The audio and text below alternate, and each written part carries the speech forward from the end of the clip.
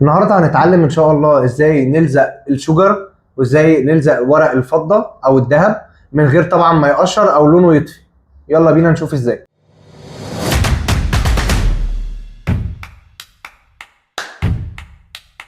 ازيكم يا جماعة، يا رب دايما بصحة وسعادة. ايه هو الشجر؟ عبارة عن كسر احجار، بواقي احجار متكسرة.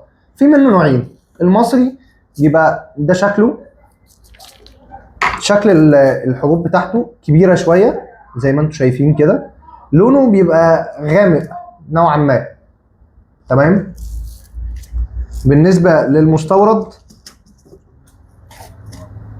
بيبقى أرفع بكتير واللمعة فيه قوية زي ما انتم شايفين. ده الفرق. بالنسبة للمستورد ما بيأكسدش مع الوقت أو بياخد وقت كبير عقبال ما بيأكسد. المصري بيأكسد بسرعة، فحاول تجيب نوع نضيف وانت بتشتغل. طيب بنلزق الشجر ازاي؟ بنلزقه بالورنيش المائي. بنلزقه بالورنيش المائي بس مش مخفف بميه، واخدين بالكم؟ مش مخفف بميه، الورنيش مائي زي ما هو جبناه عملنا بيه على طول. تمام، يلا بينا نشوف ازاي.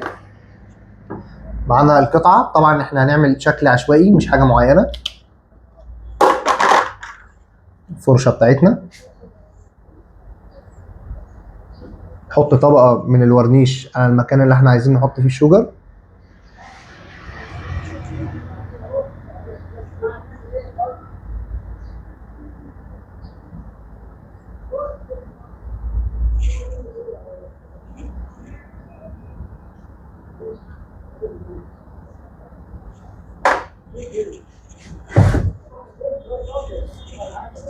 حطيت الطبقه بتاعتي، طبعا هستخدم المستورد.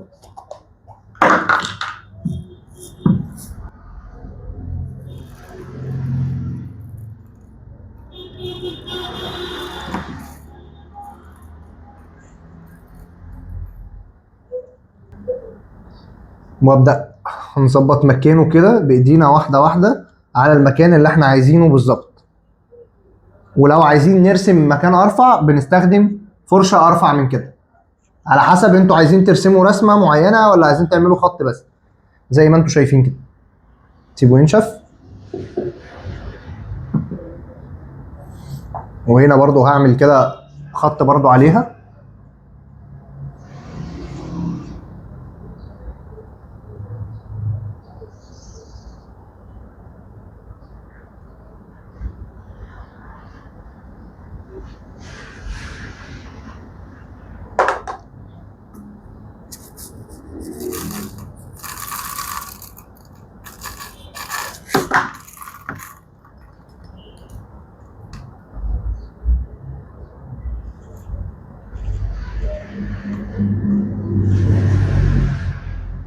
نسويه كويس زي ما احنا عايزين،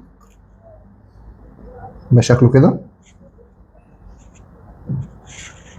طبعا في منه الوان كتير زي ما انتوا حابين طبعا. هنسيبه ينشف وخمس دقايق ونرجع لكم تاني. رجعنا لكم بعد الشجر ما نشف. طب دلوقتي هنعمل ايه؟ هنحط عليه طبقه ورنيش تاني من فوق، فوق الشجر عشان يبقى ثباته اعلى. طبعا حاولوا تسيبوه وقت كبير ينشف.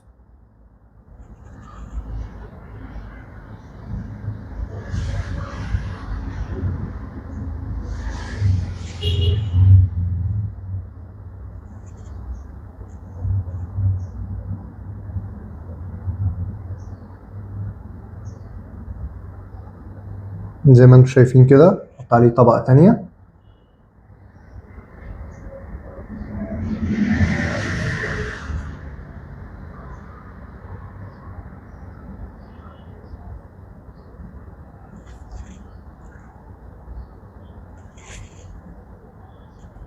شايفين كده؟ سيبه بقى ينشف تماما خالص.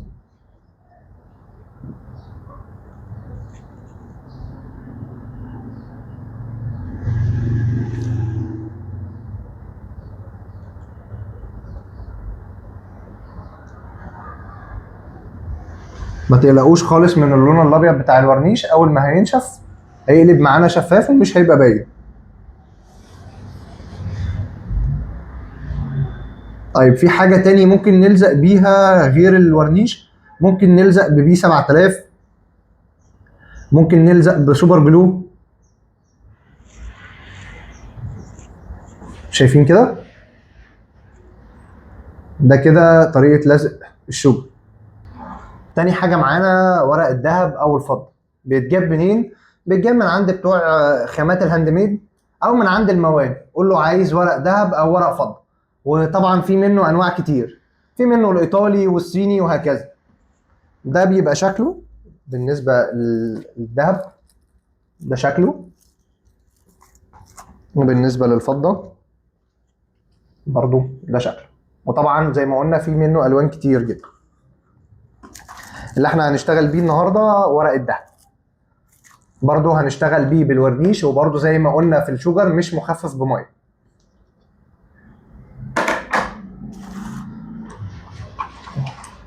نجيب الفرشه بتاعتنا. احنا دلوقتي هنشتغل طبعا في مكان عشوائي، او لو انت هترسم رسمه معينه وعايز تعملها الكلام ده كله. انا هشتغل عشوائي، احط حاجه بسيطه كده.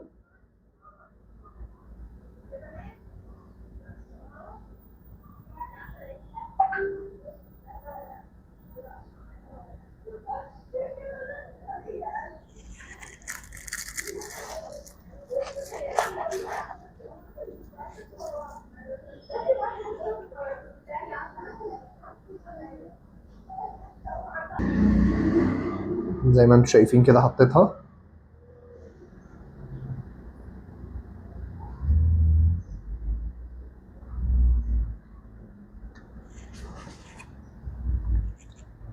وهكذا في القطعه كلها زي ما كان ما احنا عايزين يعني.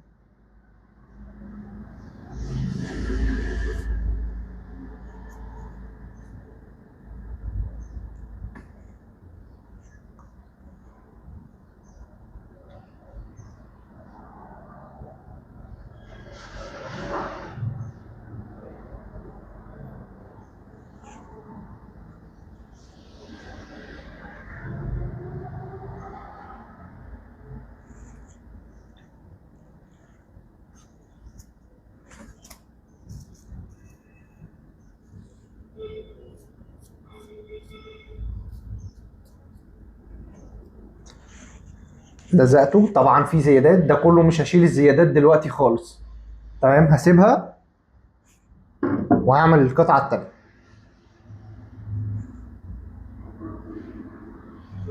انا دلوقتي هعمل مثلا القطعه التانيه، عايز منها جزء معين اهو. نعمل مثلا كده، نحدده.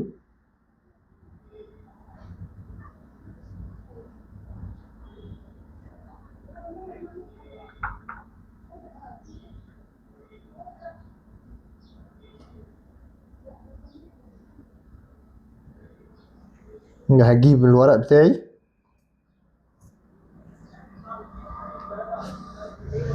بس استنى 5 ثواني 10 ثواني الورنيش يبدأ بس يتشمع شوية، حاجة بسيطة يعني.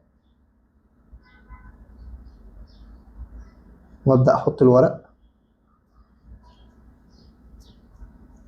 واسيبها خالص.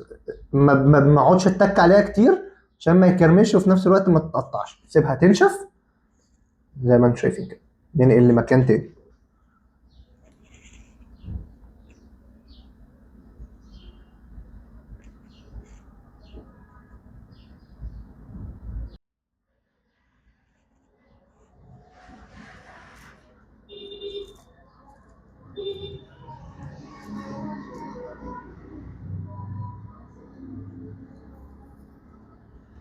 طبعا هنا انا عايزه متقطع وبعيد عن بعض، عشان كده بدأت اقطعها.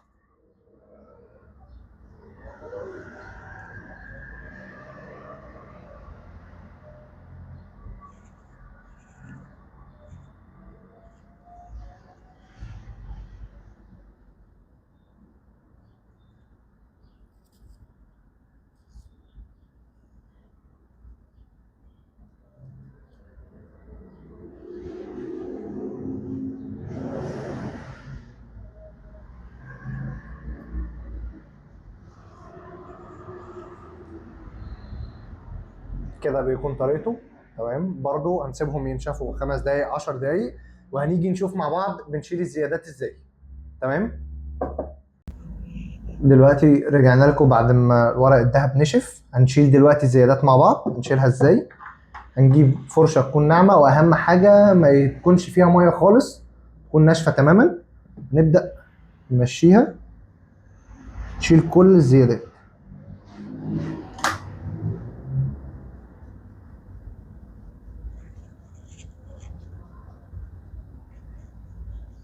تشيل كل الزيادات اللي ما كانتش لازقة وسابت لنا ورق الدهب بس. شايفين الشكل عامل ازاي؟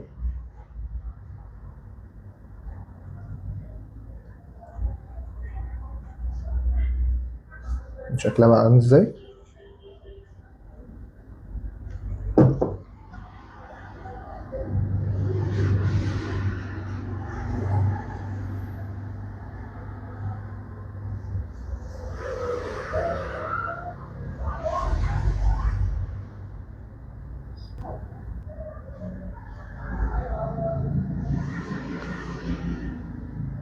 كده نضفناهم من الزيادة. شايفين شكلهم؟ ممكن بقى نديلهم طبقة ورنيش برضو تاني عليهم.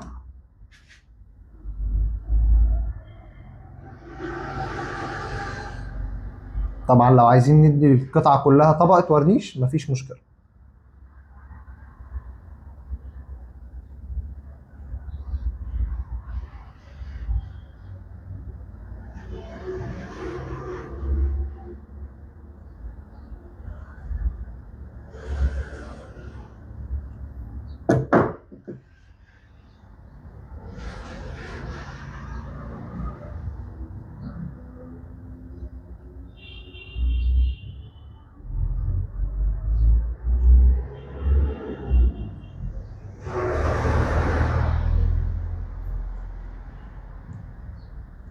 عملنا لهم طبقة ورنيش، هنسيبهم ينشفوا وهنرجع لكم تاني.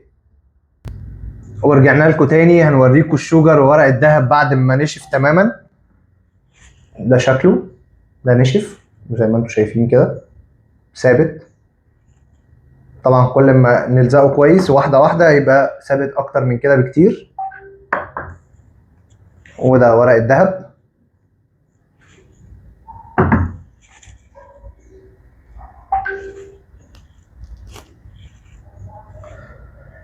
الفينش هو اللي بيحدد سعر القطعة، وهو اللي بيبين نظافة شغلك. جربوا الطريقة ديت وقولوا لي رأيكم في التعليقات. ما تنسوش تسألوا على الخامات المتوفرة عندنا في المعرض في ألف مسكن، واعملوا لايك واشتراك للقناة.